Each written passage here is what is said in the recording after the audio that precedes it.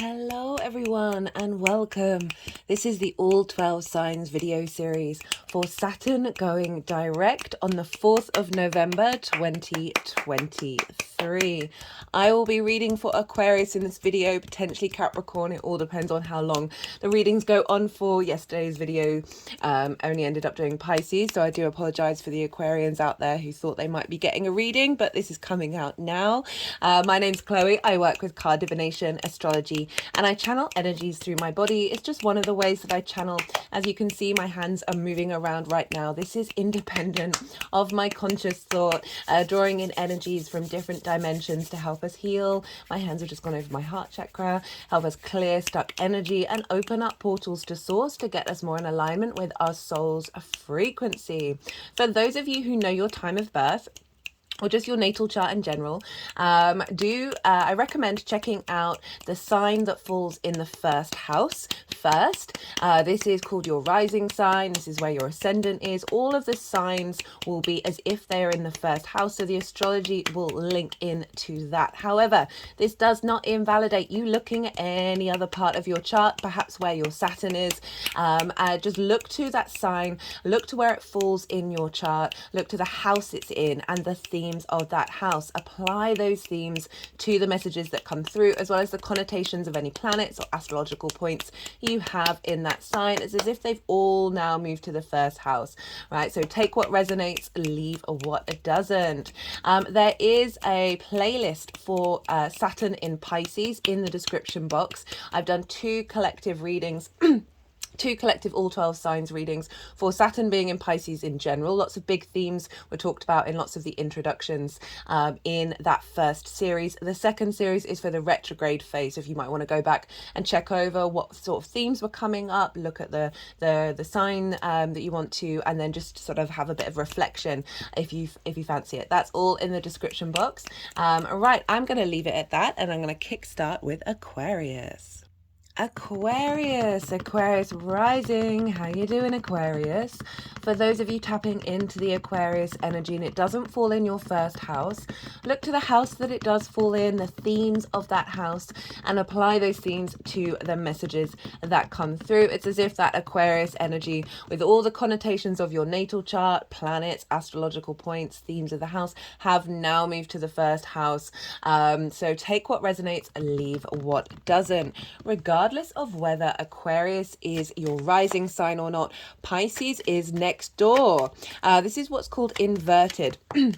So this is when there are two signs next door to each other and they don't have anything traditionally in common. Aquarius, you are fixed air, you are yang, day in nature. Pisces is mutable water and yin, night in nature. So there's 6 different energies playing around with each other. The way that I look at two signs sitting next to each other, imagine you are sitting next to somebody, but you are both looking straight ahead. So you don't have that direct line of clarity of visual eyesight, right? So this is when these two signs, they don't have any traditional aspect linking them together. So even though you're sitting next to somebody and you can't see them, you can still sense when somebody's there. There's a lot more going on that isn't just the straightforward. So it's kind of like through osmosis, a lot of energetic transfer. It's a very subtle energy, and I don't say subtle in a diminishing aspect, but it's there's a lot going on, and it's sort of through osmosis in the sort of quantum field that these two energies are merging into each other. So Aquarius, this is let me first do my bit of my spiel, right? I am pulling cards for 3 different piles. The first pile is everything that you've kind of gone through in that retrograde phase, what you've learned, what's been established. So that's the first pile. That's very interesting. That came out for Pisces as well, and I've cleared the deck. And the second pile is what energetic frequency is being downloaded at the time Saturn stations direct. And that's happening on the 4th of November. And so this is sort of like the imprint that Saturn is making at that time that is then going to unfold as it moves forward. And the third pile is how all of this energy is going to manifest moving forward. Like, what are we getting out of this direct motion? So planets, when they are in their retrograde cycle, they go over the same territory 3 times. So we have the shadow phase when a planet is still going direct, but it's going over the degrees it's going to retrograde over. It then stops and slows down and goes station retrograde. When a planet is stationed, this is a really powerful energy. It looks like it's slowed down in the sky, so it's magnifying the energy of the next part of its journey. So we've had that for a while now.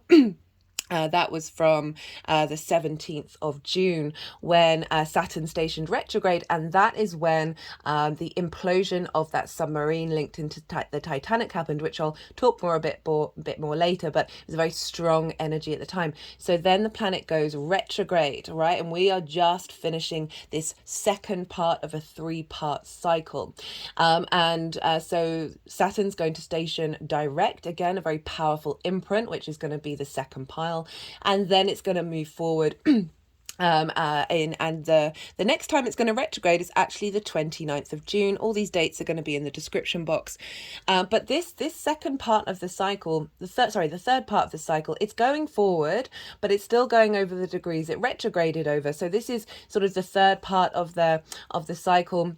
And often it's not until a planet goes beyond a degree that it retrograded over that this is when everything that we've been learning over this 3-part cycle all sorts of comes into fruition and starts moving forward. And that is on the 7th of February. So we've got about 3 months of Saturn going back over the degrees up until 7 degrees and 12 minutes that we're working with, right? So that's a longer part of this cycle, and then we'll be heading forward into another cycle on the 7th of February. So those are the 3 piles. As I said in the introduction, there is a link to the playlist linked into Saturn. I've done 2 all 12 sign series with Saturn being in Pisces. The first one was the initial ingress in each introduction to each of the signs. I do more collective themes around Saturn being in Pisces, Saturn with Neptune, the link into Jupiter, because Jupiter traditionally rules Pisces. So whatever's going on with Jupiter is going to be impacting what's going on with Saturn, and lots of other themes. So if you want to go and clock back into that and check that out, because this is a longer term cycle and Saturn cycles can be difficult. They're also incredibly wonderful and very empowering at the same time. If you want a bit more information on that, do go check those other series out. I might go back through them and list in the in each description box for those series which introduction is linked into which. So I might get round to doing that. Right, so enough of the spiel. Aquarius rising, where is this happening for you? Well, Saturn is in. You've had Saturn move through the first house, so you've gone through the ringer a bit, and now it's in your second house. And the second house is your resources. This is the things that you value, the things that you care about, and it's also the tools that you have in order to bring regular income into your life. It's your manifestation tools. But most importantly, and I feel like this is the root of this house, is this is how you value yourself. So everything else can get a bit distorted based on an inherent sense of value. Saturn moving through the second, there can be limits and restrictions around income. There can be more duty and responsibility around bringing in your monthly money. You're more figuring out what blocks and limitations and restrictions you have around your manifestation abilities, as well as the skills and the tools that you have. And so Saturn is very good at putting up restrictions and putting up roadblocks in order to help us understand that we are limitless, right? Boundaries and limits are all test points and lessons for us to realize that we are everything, right? And that seems a bit of a paradox, but the more that you understand yourself from a true inherent nature, the less boundaries you need, the less restrictions you see, right? They more become tools in order to create something beyond them. And so having Pisces in the second house, this can, because it's ruled by Jupiter, and Jupiter's very generous and very abundant. And because it's Pisces more so rather than Sagittarius, this can seem like money just disappears, right? You don't even know where any of it is. And it can just feel very like water falling through your hands, or like the ocean, right? Like it is just completely boundless and you don't know where things begin or end. Saturn moving through here has been given some structure to that boundlessness, perhaps finding a little more duty and responsibility around the way that you take care of your resources, whatever that looks like to you.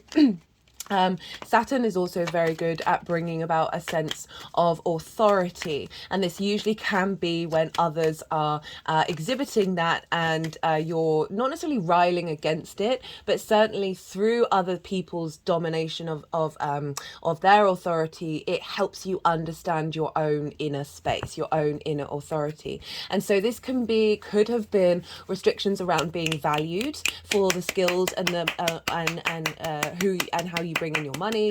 This may be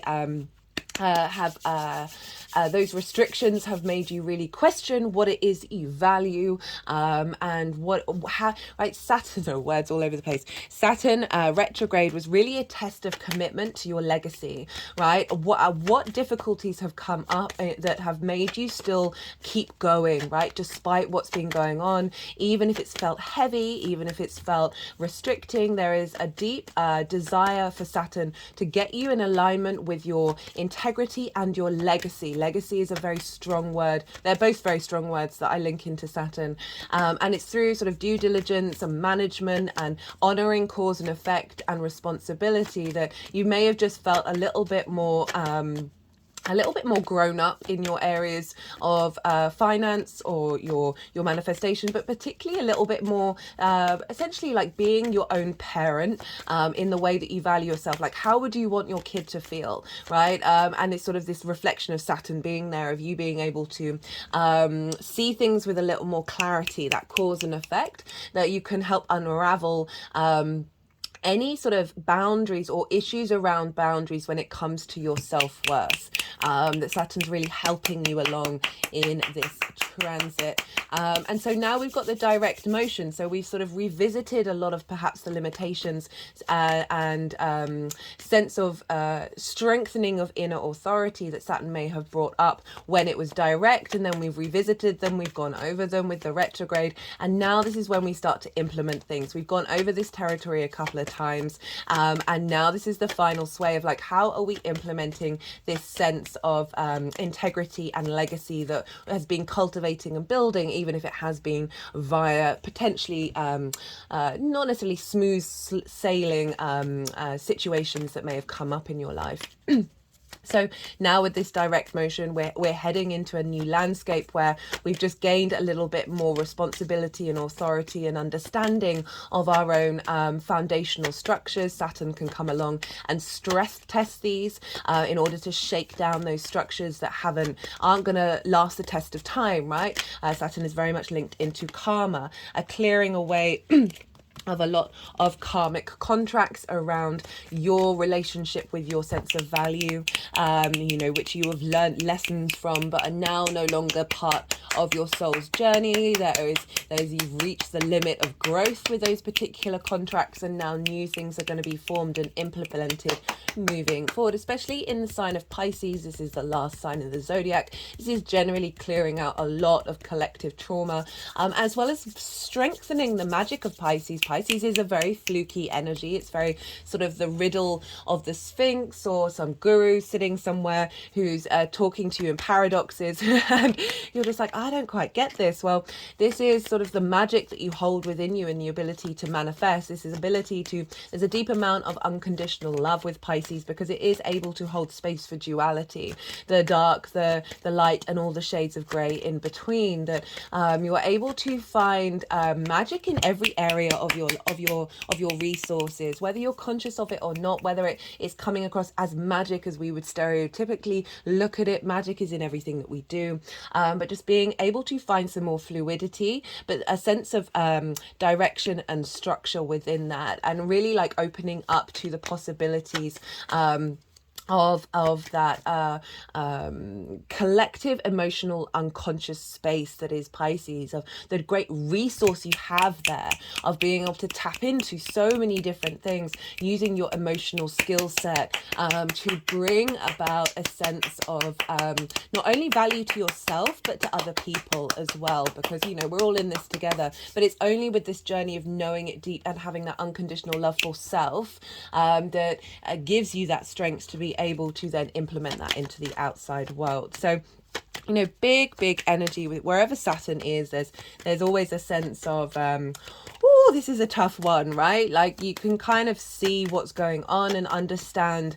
okay, this is difficult, this isn't quite what I would, you know, stereotypically ask for, but finding the lessons within everything that Saturn's trying to teach you, this sense of deeper understanding of what hard work means, what sacrifice means. There's a sense of discipline coming in that is allowing you to create systems that facilitate your foundational sense of self-worth, and then bring in different forms of perhaps income, or finding different ways of manifesting, or just generally reassessing what it is that you value, right? There may have been some things that you've held on to before that you think you value, that Saturn is actually helping clear that out. Oh, there's quite a few here.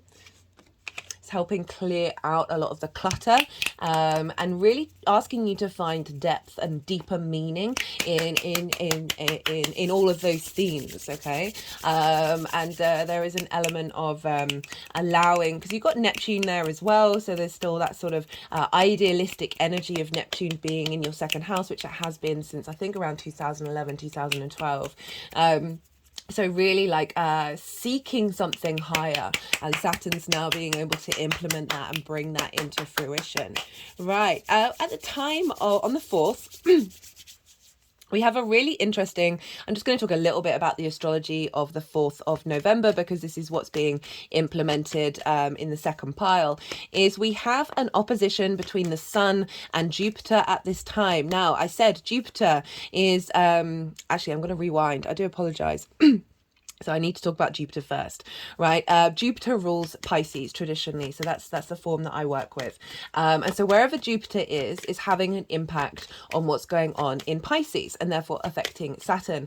Jupiter is in Taurus, has been since May this year, and so this is in your 4th house of home, roots and foundations, your ancestors, both blood and spirit, and your parental figures, the roof over your head, and your private life. So Jupiter moving through there has been giving you a deeper sense of wisdom and understanding about what it is that you need from your foundational space, perhaps connecting to the ancestors consciously or unconsciously that are helping you navigate and find expansion within your private life, within your foundational space, and just seeking more, perhaps getting more wisdom when you're at home, and really navigating perhaps old wounds around parental figures that may have limited your ability to expand. Jupiter is very much about expansion, elevation of self, right? An elevation of your private life, of your needs, and just finding the simpleness in the slowness of Taurus, and really being able to connect into your pleasure principle in your foundational space. And this is impacting your sense of value. Okay, so this Jupiter's retrograde, and it's creating this inner expansion of your vessel, and so this is affecting. It's by sextile.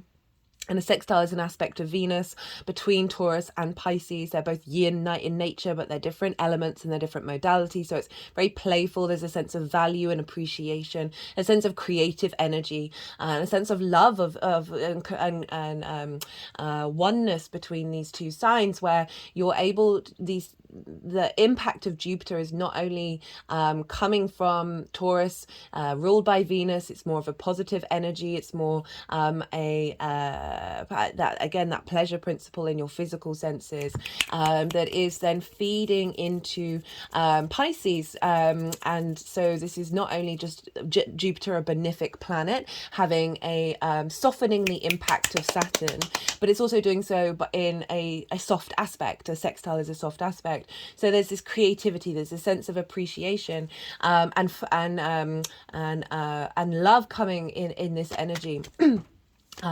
So your roots and your foundational space is shifting and changing your sense of value, your sense of how do you manifest in the world, perhaps spending more time at home, meditating, or whatever it is, doing manifestation practices, whatever that looks to you.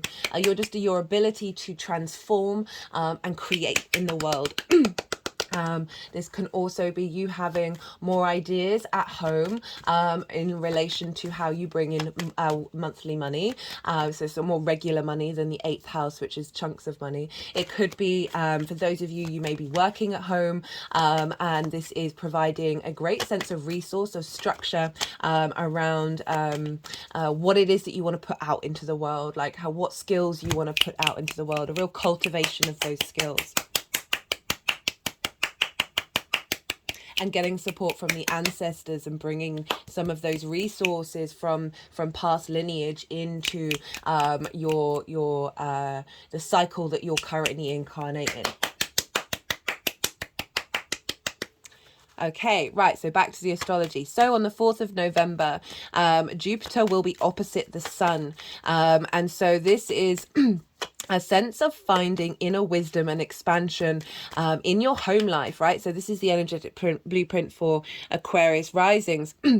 Right, you've got Taurus down in your 4th house. You've got the Sun up in Scorpio in your 10th house of your direction, your vitality, right? Your life purpose, the thing that pulls you forwards.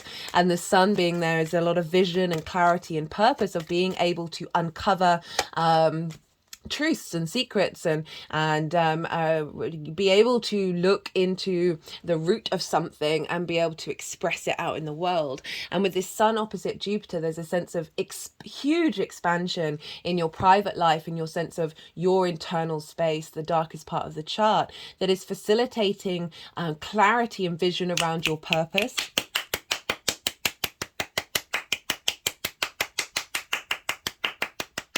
We also, at the same time, have Mercury in Scorpio, so again, in your 10th house, opposite Uranus. So Uranus and Mercury, this opposition can bring about a sense of incredible independence and liberation in the way that you communicate, in the way that you express, in the way that you collect information. The only thing with this opposition is sometimes it can bypass anybody else's opinions, right? So I'm only saying that as a sort of be mindful of what may be coming up over the next couple of months in relation to that. And Uranus wants you to be independent, wants you to be free, but we've also got to honor all the other people in the world, all the other energies that are that as well. And so it's finding that balance between being able to express your independence. It's also as well as allowing other people space as well. Right, but let's think about Uranus in terms of the maverick energy, the very independent, outside of the realms of conformity energy that is feeding into Mercury at the time of this Saturn stationing, that is and again Mercury in the sign of Scorpio, so being able to collect, it's a very inquisitive energy of being able to go into that darkness and find that information that is then providing light and illumination and a deeper sense of knowing to your core emotional values, right? Fixed energy of Scorpio, water sign, and this Uranian energy is there to set you outside of what you've already been doing. And all this is feeding into Saturn at the time of saying the way we are moving forward is is breaking out of the norms, but also creating a sense of inner expansion, of inner cohesion and inner wisdom. I've got 3 oracle cards here. I think I'm going to just do like a very mini oracle reading for that. But the overall theme is the pilgrimage that we make through life and the cycles of incarnation is all to get back to the essence of self, right? Of knowing you have everything within you, rather than being in a space of lack, right? It is opening up the strength of Saturn to be able to navigate Pisces, which is a very, as I said, very magical, very mystical energy that can feel that there isn't any internal structure, but it is the path that we walk. Pisces rules the feet. The path that we walk through life from a place of integrity that will bring us back to, you know, we've got the Holy Grail here, this emotional contentment and an emotional peace within ourselves, despite what else is going on in the world, right? And that's what Saturn is calling us collectively to embody. Okay, right, so okay, they put the deck down. I can't, not getting 100% clear on whether that's all the cards that are coming out. I'm going to talk a little tiny bit more about what's going to happen on the 7th of February. So this is when Saturn moves beyond this retrograde cycle. It's still direct. It's going to be direct for ages until the 29th of June. But this is the next part of the cycle that I wanted to talk about, this imprint, because at the time on the 7th of February, Saturn and Jupiter will be exactly sextile one another. Well, not quite exactly, but we'll have Saturn at 7 degrees of Pisces, Jupiter at 8 degrees of Taurus, and Jupiter will be direct. They're both direct. They're both forming this sextile energy. So this is a really powerful imprint of this sense of longer term cycles. Jupiter and Saturn are longer term cycles, of this desire, and they're also social. They can be very social planets, as in like our part to play in society. So it's a bigger level of energy happening here with this sextile, where Jupiter's this elevation, expansion, wisdom. With that wisdom, we find deep inherent confidence within ourselves that create opportunity, luck, and expansion, right? Saturn linked into karma, linked into responsibility, duty, hard work. Hard work's not a bad thing. It all depends on your perspective. It's about legacy and integrity and your own inner authority, right? From a place of integrity. So these two planets are going to be in a harmonious, soft aspect. They're going to be very creative. It's finding a bond, a sense of love and appreciation of everything that you've been working through, and then feeding that in and boosting that in the next part of the cycle, where essentially, so I just feel like the universe is going, hey, we've got your back. We've got your back. Don't worry. There is strength coming in from the last two visible planets at this time that is going to be providing more direction and action and motivation to manifest in the world. Okay, they've not picked the deck up again, so I'm just going to pause for a second to see if there are any more cards that want to come out. Okay, right, so I'm going to go quiet. We just had the Yang Day action side of the reading, the go, go, go, go, go, the stimulation, the extrovert. I'm now going to soften my mind and go quiet and let the energies flow through me. They're going to potentially do some energetic work and then move the cards into the three piles. And then I'll come back round and I'll incorporate the tarot. I call you to do the same. You just had loads of information sort of slot in. And this can, don't overthink it. Let it all settle in your unconscious mind and then see what intuitive hits come up for you with this. Well, let's move that down.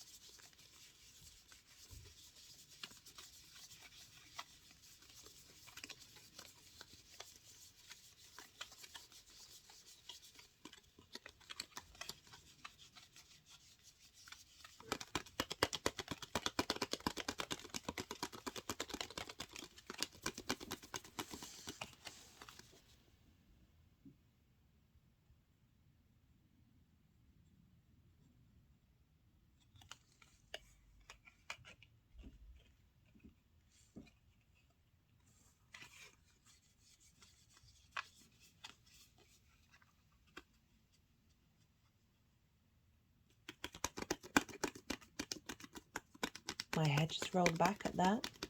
They are bringing the energy of one of the cups into the crown chakra.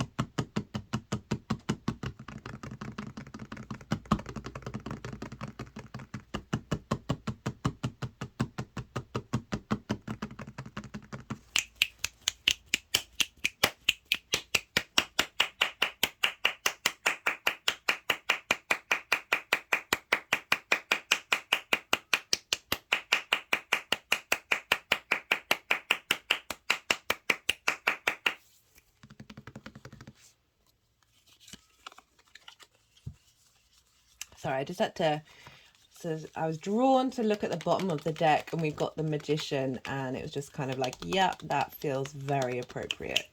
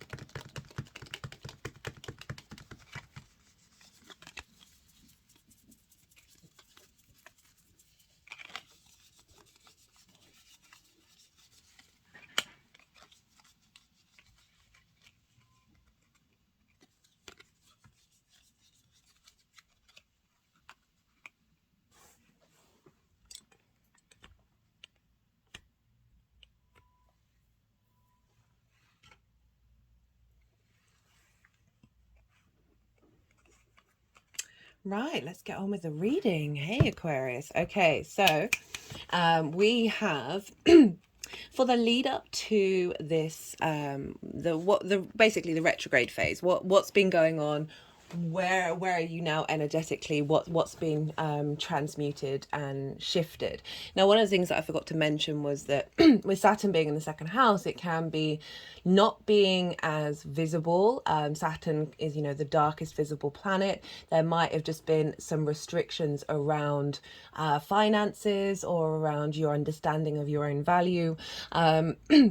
And we've got some difficult cards here, but you know, the crowning card is the Three of Wands. We've got the Tower card, we've got the Five of Wands, and we've got the Three of Wands. Now, the Tower and the Tower and the Five of Wands, this sort of is representing that this has been a difficult phase. There's been some discombobulation. So we've got the Tower, and the Tower is kind of, it represents something in your life sort of dismantling itself, and it's usually it's never a bad thing, even if it feels uncomfortable at the time. It's very discombobulating, right? But always I like to focus on the fact that if you look at the top of the Tower, that's where all the chaos is happening. The foundational structure is still very strong. So this is leaning back into Saturn, is very linked into foundations of stress testing and getting rid of those structures that no longer served you, right? That even if it may have been something that you've lent on, or that was a bit of a crutch, or whatever it was, that actually your longer term cycles, your more karmic cycle, like the longer term process, both in this incarnation and future ones, is that those things needed to go in order to clear space, right? And with the fight, you know, if you see here, it's like a lightning bolt, and I was doing some energetic work, and they really wanted me to follow the line of the lightning bolt, implying that like that incident had a sort of a shockwave effect, was clearing away a certain set of sovereignty that no longer served you, and because there's a crown here, and it was doing interesting work with the cup and the head of the crown. So it's making me think about how you value yourself, right? Your sense of inner sovereignty, and how there's been something that's either questioned that or disrupted that has actually inherently got you to a place of power. But this is also brought about the Five of Wands. So this is another sort of disruptive energy. This is more sort of chaotic energy. There's movement, but there isn't momentum. It's like fighting. It's like different ideas, different concepts, all battling out with one another, and none of them are moving forward, right? Nothing's moving forward. This Tower moment may have led to some form of conflict, some form of questioning, of feeling that you need to navigate, like it's a readjustment to the energy, and when this sort of Tower moment happens, then everything gets all shaken up. That this feels like the shaking up energy, that there may have been lots of situations, whether that's people, whether it's work opportunities, that just felt a little bit chaotic and a little bit like, how do I work through, like, sometimes we need the breakup, like the shake up, the disruptive energy, in order to find a place of calm. And right, so this is just sort of saying you've been through some difficult times, but with the Three of Wands crowning it, this figure is now on the higher ground. They're on the top of the cliff, which represents you're standing on good ground. There's a sense of purpose here, of having gone through a difficult time, right? Having had that shake up, you've come out the other side really strong in yourself. I think this is Sun in Aries. Of like, there's armor for protection, there's courage, there's the heart, there's this sense of regality that is coming through, of you having come out through that very difficult time and going, no, I'm moving in a new direction, right? This is all about watching your ships sail out on their adventure. You've put in all the hard work, and now there's this sense of purpose on this new journey that's happening, that's being embarked upon. But you know, it's highlighting that you've gone through some difficult disruptive energy where you may have felt like, how can I even get through this? But I like that this has gone in, because this is saying, like, you've put in the due diligence, right? You've been able to observe this from a higher perspective, even if it's been chaotic, that you're still standing, and not only are you still standing, but you're standing on top of a hill or a cliff. And so there's this real sense of a higher perspective coming in. And that's what Saturn really wants you to do, is get more into a frequency of your own inner authority, rather than this putting authority in structures and things that are outside of yourself, as well as losing your peace when there's disruption going on. They're saying, like, this is, there's a sense of clarity and light that's come in during this process. So for the imprint of Saturn going direct, we've got one card and one card only. We've got the Nine of Cups. And so this is the wish fulfillment card.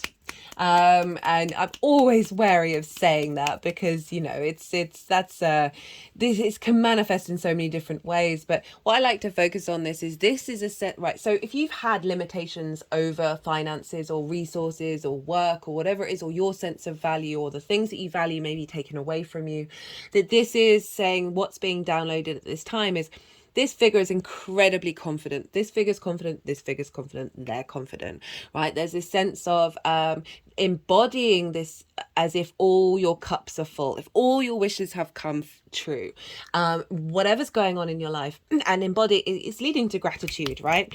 So there's a sense of with Saturn moving direct, and the imprint that's happening here is a more at peace, more at joy, more at contentment, more full of gratitude. And when we embody that, we're able to see our wishes being filled in every single moment. I also see this as a acknowledgement of a newer sense of emotional commitment to your own inner value and how you see yourself. This can also be an opening up of your resources and your ability to manifest, coming in a more higher vibrational level. I mean, it's such a positive card to have for this moving forward, especially in the second house, which it is kind of like how do you value yourself, the like money coming in, your skills, like, so really sort of highlighting that there is a shift of dynamic moving away from the Tower and the Five of Wands, which is disruptive energy. There's a solidity to this, but there's also a sense of emotional solidity as well. I just see you all embodying this sense of I know my value. Look at all the cups behind me. Right, so how this is manifesting moving forward, we've got the Queen of Wands, we've got the Ace of Pentacles, and then we had the Magician at the bottom of the deck that I just felt called to come and get, and it seems very appropriate for the second house. So the Queen of Wands, this is a deep nurturing of your inner spark, right? It's independent energy. She's very lucky. She's got the black cat, she's got the sunflower representing joy, representing the light of the sun. We've also got some lions here as well, representing courage and bravery. This is an acknowledgement of this shift of you feeling confident and in your own autonomy to nourish your values, right? I like how it's a queen because the queens nourish and cultivate, and without that cultivation, that depth that the yin energy brings, the yang energy wouldn't necessarily be able to make the right decisions, the right actions, right? We have masculine and feminine within us as well as spirit, like it's not gender specific. But what I really like about the queen showing up rather than the King of Wands is this is saying how this is manifesting moving forward is you nourishing yourself, you nourishing your independence, nourishing your confidence, your sense of value, your sense of inner joy, your sense of the resources that you have within you. You are nourishing them, you're taking care of them, but there's an independence there, there's a creativity there, there's a sense of passion coming in, that may have been distorted by the Five of Wands and the Tower. There's a real sense of that's being cultivated, that is moving forward, and bringing and coming into light. But the fact that there's like that commitment to cultivation as well, I think that's brilliant, because it's not like a flash in the pan kind of thing. It's just saying like, no, this is getting ingrained here. I've got the Ace of Pentacles. This is great for the second house. This is a new, refreshed understanding around value, the 3D world. This can be opportunities of money coming in as well that are more in alignment of a higher perspective, like a higher vibrational frequency. With the Magician, and the Magician is, the Magician is a very active energy. This is a figure that understands the resources that surrounds it, the air, the fire, the earth, the water, right? It has all the tools of the tarot in order to manifest in the world, right? This is, I talked about like the second house is how you manifest, right? So this is acknowledging that there's a shift that's happened that's changed your perspective in the way that you manifest in the world, the way that you value yourself, an innate confidence and just a sense of gratitude coming in of who you are and where you are in this lifetime that is leading to nourishment and commitment to those skills, to that resources, to your sense of value that is then going to be able to come into fruition, right? You're going to be able to take action on this new sense of understanding of your value and therefore the skills that you have within you. as a divine being, right? And putting it into manifestation energy, you become the magician. You become this conduit of energy that is able to find not only value in what you do and the skills that you have, but this ability to manifest in the world from a way that's coming from a fresh new beginning, a fresh new reflection on what that energy has felt like in your lifetime. Right, I'm going to pull some clarifiers. Let's see. Whoa. That came flying out. We got the Strength card. I talked about the Lion of Courage, right? Saying telepathy, intellect, intuition, animals. Right, it's harnessing the intellect, your ability to tap into your and the intuition of bringing those together, bringing those resources together, because we can often block one from the other, but it's allowing discernment and balance coming in. You know, the Strength card is the only other major arcana that has an infinity symbol on it above its head. So you've got essentially this sense of balance, this sense of harmony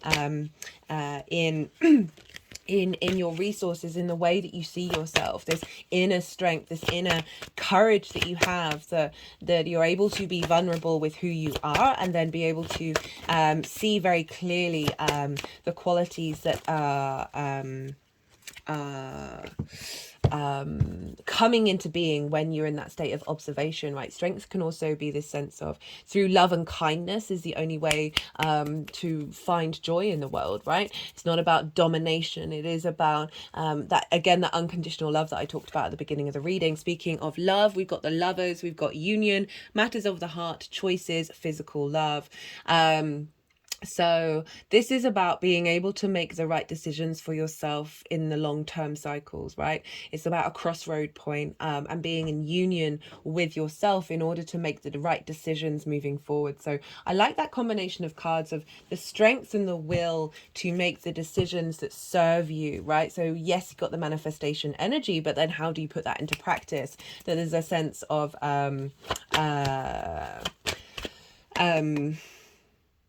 union within yourself, right? These are both union cards, right? The animal primal instinct with the higher mind of the Strength card, and then the Lovers, which is the masculine, feminine, and spirit in harmony with one another. As I said, to make decisions that serve you, to look at yourself in a way that is valid and representative of your soul's frequency, rather than seeking outside validation, right? Saturn moving through the second can often pull back a lot of those layers around us putting our sense of value in the outside world, which is the 8th house, where Virgo is. Okay, let's get one final clarifier for you, Aquarius. Right, let's see what wants to come. Ooh, that's too many. Final card, please.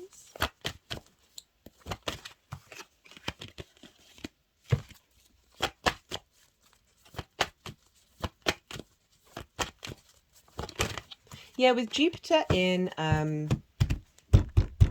4th, if we're bringing back in that Jupiter energy, it is about that private part of you that you're establishing wisdom within. It could be things that you're doing in private in your home life, and cultivating that sense of stillness. Like Jupiter's retrograde will be till the end of the year, and it really is asking us to slow down and be in observation, and finding deep wisdom in that. So that's could be a good practice to bring in, to just like elevating the vibrational frequency.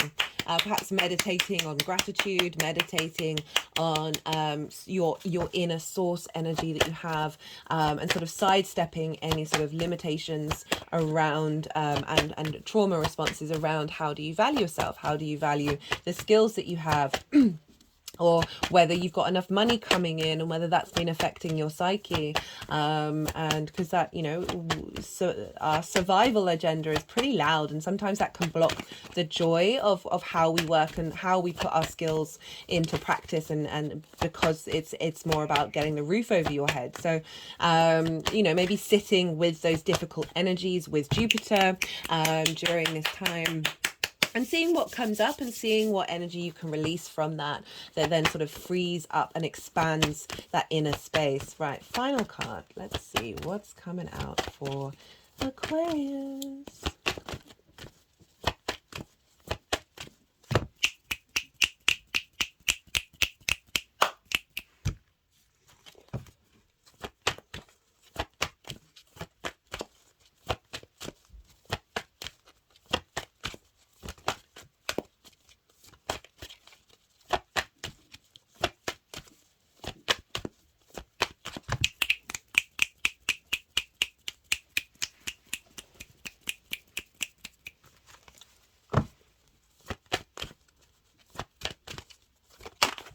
Oh, the energy in my arms is going quite wide.